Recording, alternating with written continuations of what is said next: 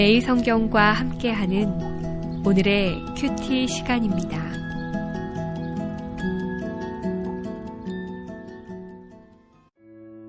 (8월 22일) 오늘의 말씀은 사무엘하 21장 1절에서 14절입니다.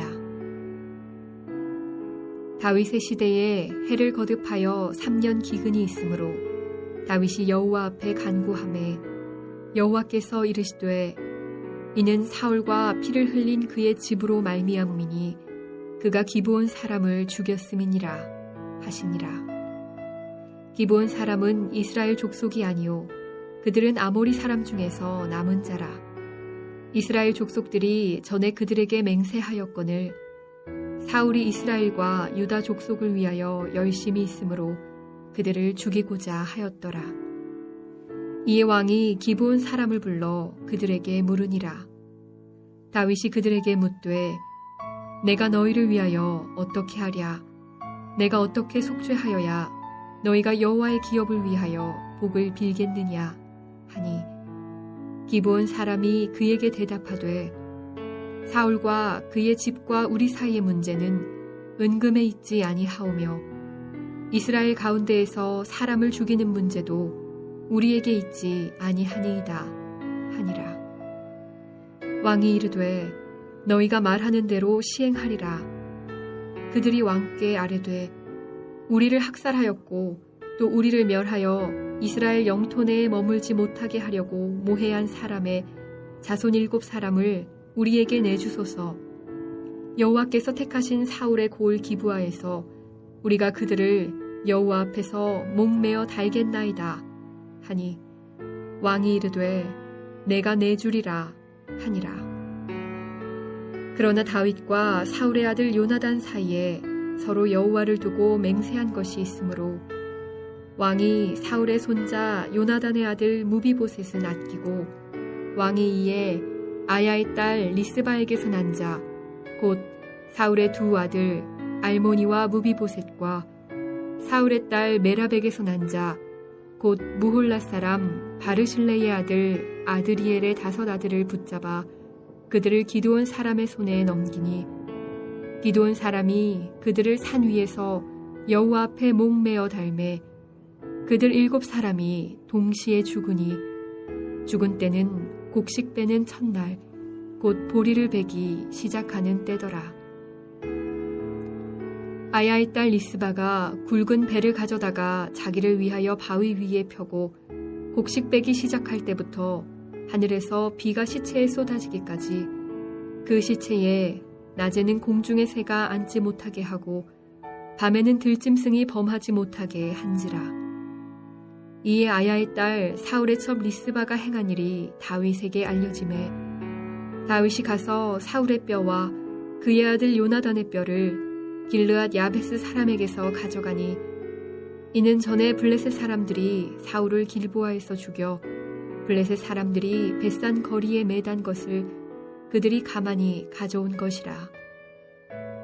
다윗이 그곳에서 사울의 뼈와 그의 아들 요나단의 뼈를 가지고 올라오매 사람들이 그 달려 죽은 자들의 뼈를 거두어다가 사울과 그의 아들 요나단의 뼈와 함께 베냐민 땅 셀라에서 그의 아버지 기스의 묘에 장사하되 모두 왕의 명령을 따라 행하니라. 그 후에야 하나님이 그 땅을 위한 기도를 들으시니라.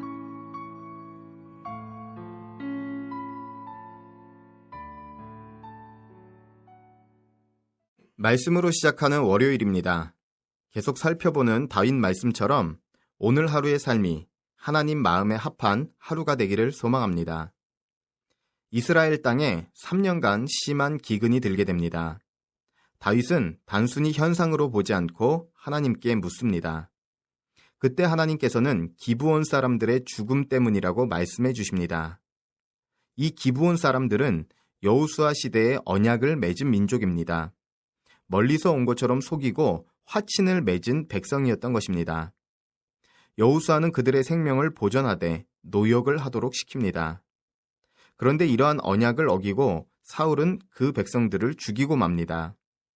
2절 말씀을 보면 사울이 이스라엘과 유다 족속을 위하여 열심히 있어 그들을 의식하여 죽였다고 말합니다. 하나님의 말씀을 들은 다윗은 기브온 사람을 불러 어떻게 하면 속죄할 수 있는지 묻습니다. 그들은 사울의 자손을 내어달라 말하고 다윗은 그들을 내어줍니다. 내어준 그들을 기브온 사람들은 죽입니다. 그리고 그제서야 하나님께서는 기도를 들으십니다. 속죄 이후에 받아들여짐과 축복이 열리게 된 것입니다. 말씀을 통해 우리는 회개에 관한 중요한 두 가지 사실을 발견하게 됩니다. 첫째, 회개는 책임을 지는 것이라는 사실입니다.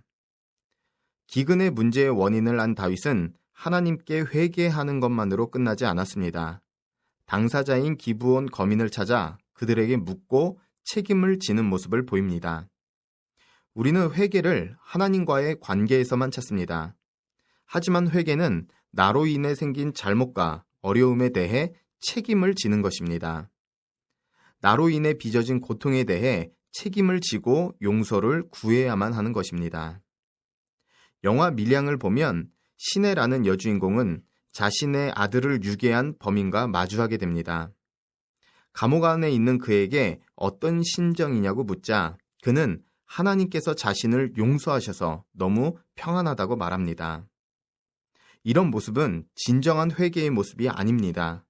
회개는 하나님께 기도했다고 끝나는 것이 아니기 때문입니다. 사람과의 관계 속에서 속죄되어야 하는 몫이 있습니다.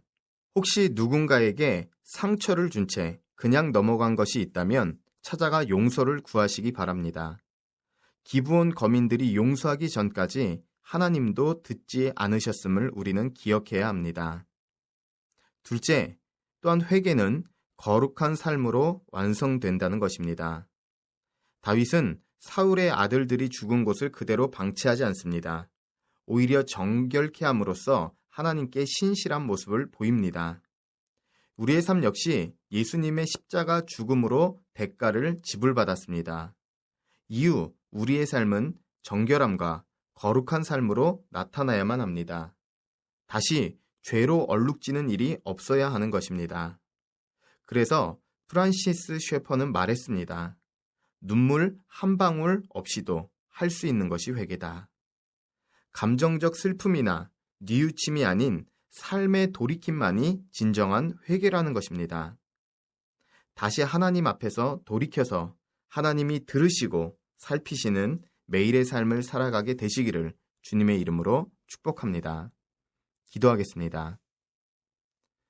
오늘도 우리의 돌이킴을 원하시는 하나님, 기브온 거민들의 말씀을 통해 다시금 지나간 죄에 대해 깨닫게 하시고 돌이킬 수 있는 시간을 주심에 감사드립니다. 먼저 우리가 주님에 대해 잘못한 것을 회개케 하시고 입술이 아닌 삶이 돌이킬 수 있는 은혜를 허락하여 주소서. 다윗과 같이 나로 인해 빚어진 타인의 고통에 책임을 지기를 원합니다. 상처와 아픔을 준 이들에게 찾아가 용서를 구할 수 있는 용기를 또한 허락하여 주옵소서. 주님의 십자가 죽음을 날마다 묵상하여 주님의 피로 깨끗게 하신 내 삶을 또한 더럽히며 살지 않게 하여 주옵소서. 오늘도 돌이키는 우리를 받으시고 신실하게 응답하실 주 예수 그리스도의 이름으로 기도하옵나이다. 아멘.